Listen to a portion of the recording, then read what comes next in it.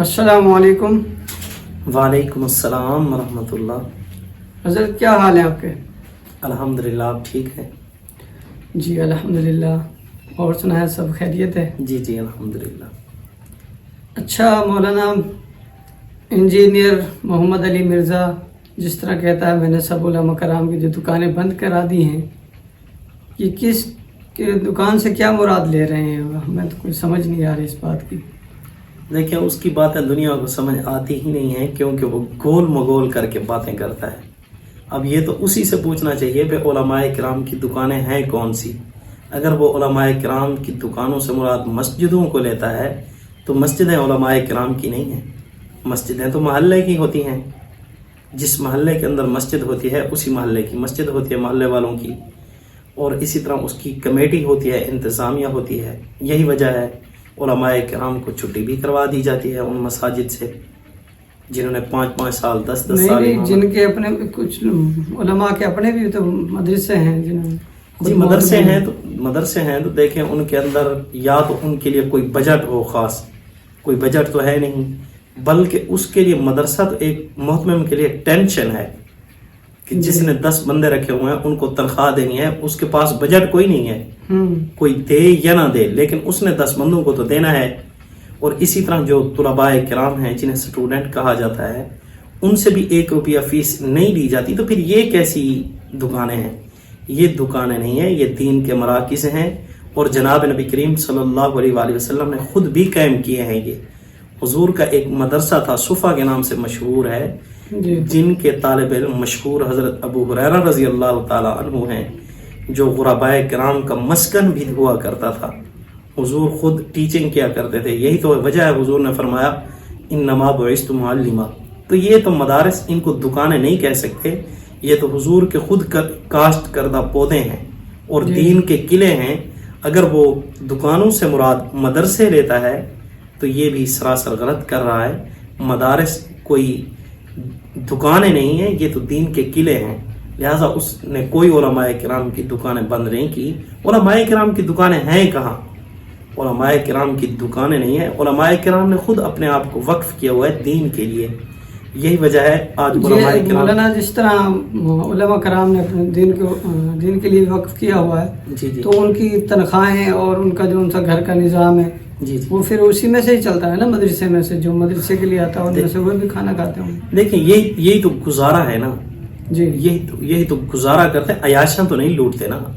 اتنا تو کم از کم حق بنتا ہے کہ انسان کو جینے کے لیے اور اسی طرح چھپنے کے لیے ایک چھت دی جائے، کھانے کے لیے کوئی 2 روٹیاں دی جائیں، زیادہ عیاشی نہ ہو۔ باقی آپ نے دیکھا کوئی علماء کرام عیاش تھوڑے ہیں، اتنا تو ہر بندے کا حق بنتا ہے۔ ایک مولوی صاحب کی تنخواہ مزدور کی آدھی تنخواہ کے برابر بھی نہیں ہے۔ مثال کے طور پر مزدور کی تنخواہ ہے نا 32,000، تو ایک مولوی کی تنخواہ یا تو 14,000 ہے یا 15,000 ہے۔ مولوی کی تنخواہ 16,000 بھی بڑی مشکل سے ہوتی ہے۔ تو پھر یہ بتائیں، کوئی دکانیں ہیں؟ دکانوں کے اندر اس طرح کی تنخواہیں لی جاتی ہیں؟ دکانوں کے اندر تو کہا جاتا ہے کہ 32,000 نکالو نہیں تو دفع ہو جاؤ، میں کہیں اور چلا جاؤں گا۔ جی، آپ کا کہنے کا مطلب ہے دکانیں نہیں ہیں، جو علماء کرام کام کر رہے ہیں وہ دین کا کام کر رہے ہیں، ماشاءاللہ۔ جی الحمدللہ۔ ہاں، یہ ہے کہ ان مدارس کو بدنام کرنے کی ایک سازش ہے، جو مدارس کے اوپر دکانوں کا لیبل لگایا جا رہا ہے، اور جو سادہ قسم کے مسلمان ہیں ان کو گمراہ کرنے کی کوشش کی جا رہی ہے، تاکہ مولویوں سے دور ہو جائیں۔ نہ ان کے پاس کوئی دین پہنچانے والا ہوگا اور نہ ہی یہ دیندار بنیں گے۔ تو اس سے بہتر طریقہ کوئی نہیں ہے کہ دنیا کو گمراہ کرنے کے لیے کہ کوئی اور آپشن ڈھونڈا جائے۔ بس آسان آپشن ہے تو وہ یہی ہے کہ ان کو مولویوں سے دور کر دو، اسلام سے خود بخود دور ہو جائیں گے۔ ایک تو پہلے ہی اپنے ہماری سلطنت میں یہ مدرسوں پر اور دوسرے طلباء کے لیے ایک انتظامیہ نہیں ہے، بالکل بجٹ نہیں ہے، اور پھر دوسرا ویسے بھی تنگ کیا جا رہا جو خود دین کا کام کر رہے ہیں اور دین پھیلانے کی کوشش کر رہے ہیں، اب دیکھیں ان کو بھی روکا جا رہا ہے۔ جی بالکل۔ اب دیکھیں، مسلمان کی یہ کوشش ہوتی ہے کہ میں آؤٹ آف کنٹری جا کر دین کی تبلیغ کروں، وہاں پر جا کر مذہب کو پھیلاؤں، مذہب کا پرچار کروں۔ ہمارے اپنے مذہب کے اندر جسے کہتے ہیں نا دیے کے نیچے روشنی نہیں ہوتی، کہا جاتا ہے نا، اسی طرح لوگ اپنے اوپر محنت کم کرتے ہیں، دوسروں کے اوپر نظر زیادہ رکھتے ہیں۔ اب جس طرح ہماری نظر ہے کافروں کے اوپر کہ ہم کافروں کو مسلمان کر دیں، تو کافروں کو بھی تو نظر ہے کہ مسلمانوں کو کیا کریں، اپنے جیسا کر دیں. تو اسی لیے انہوں نے بھی تو کوئی محنت کرنی ہے، اور محنت کے لیے ان جیسے لوگوں کو چننا ہے جو لوگ ان والے کام اندر ہی بیٹھ کر کرتے ہیں. جس طرح مثال کے طور پر افغانستان کے اندر آ کر امریکہ لڑتا رہا لیکن شکست کھا گیا، کچھ نہ کر سکا. انہوں نے کہا اب کیوں نہ افغانستان کے اندر کے بندے خریدے جائیں. تو اسی طرح کافر جو ہے وہ یہاں پر آ کر لوگوں کو گمراہ نہیں کر سکتا، لوگوں کو بددین نہیں کر سکتا، کافر نہیں بنا سکتا. تو اس نے سوچا کیوں نہ انہی کے بندے خریدوں، انہی کے بندے انہی کو کیا کریں، گمراہ کریں. تو اس جیسے لوگ ان کے ہاتھیں چڑھ جاتے ہیں اور وہ اپنے مشن کے اندر کامیاب ہو جاتے ہیں. اور یہ علماء کرام کو بدنام کرنا در حقیقت دین سے عوام کو دور کرنے کی سازش ہے. اچھا مولانا، آپ جو بھائی سن رہے ہیں ان کے لیے کیا پیغام پہنچانا چاہتے ہیں؟ ہاں، ان کو میں یہی کہوں گا کہ آپ کے جو علماء کرام ہیں، دیکھیں آپ کے ساتھ خیر خواہ ہیں، ان سے بڑھ کر معاشرے کے اندر کوئی خیر خواہ نہیں ہے.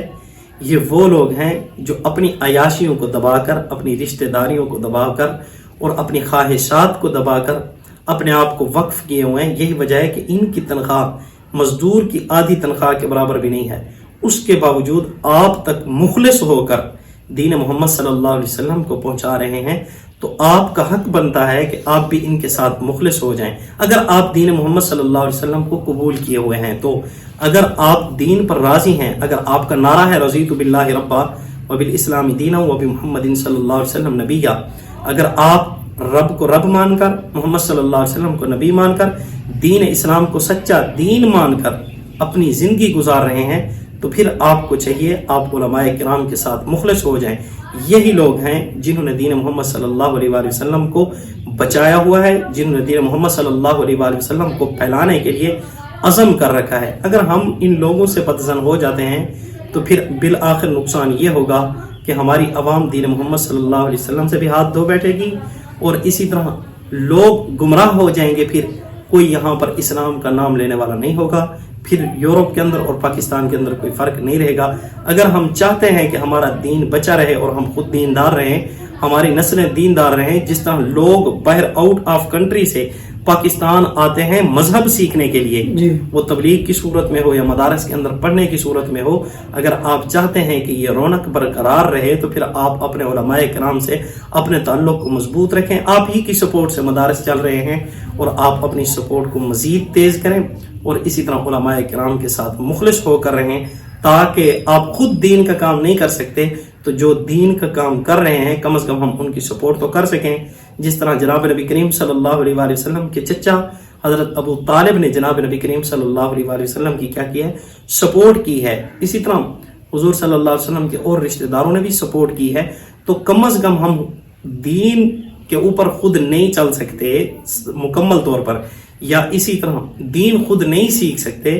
جو دیندار ہیں، ہاں جی، کم از کم جو دیندار ہیں ان کی ٹانگیں نہ کھینچیں، ان کو بدظن نہ کریں، ان کو بھی متنفر نہ کریں، ان کے ساتھ مخلص ہو جائیں، ان کی سپورٹ کریں. ان کو آپ شاباش نہیں دے سکتے تو ان کو ملامت بھی نہ کی جائے.